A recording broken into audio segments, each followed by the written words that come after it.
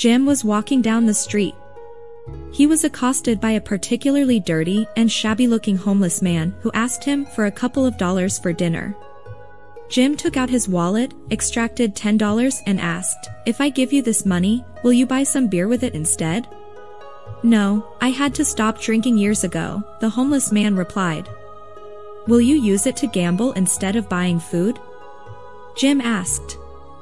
"No, I don't gamble," the homeless man said.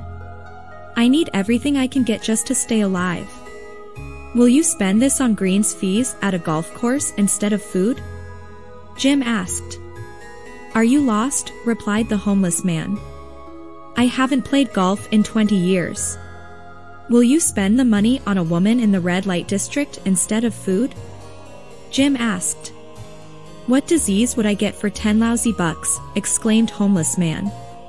"Well," said Jim, "I'm not going to give you the money. Instead, I'm going to take you home for a terrific dinner cooked by my wife Gail." The homeless man was astounded. "Won't your wife be furious with you for doing that?" "I know I'm dirty, and I probably smelled pretty disgusting." Jim replied, "That's okay. I just want her to see what a man looks like who's given up beer, gambling, golf, and love." The teacher asked the class to use the word fascinate in a sentence. Molly put up her hand and said, "My family went to my granddad's farm, and we all saw his pet sheep. It was fascinating."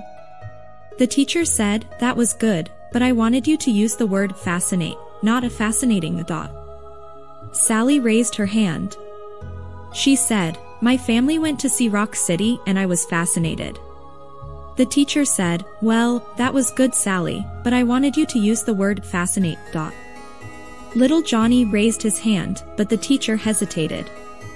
Because she had been burned by little Johnny before. She finally decided there was no way he could damage the word fascinate, so she called on him. Johnny said, "My Aunt Carolyn has a sweater with 10 buttons, but her apples are so big she can only fascinate." The teacher sat down and cried.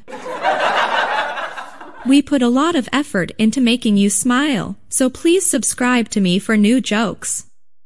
Stay happy."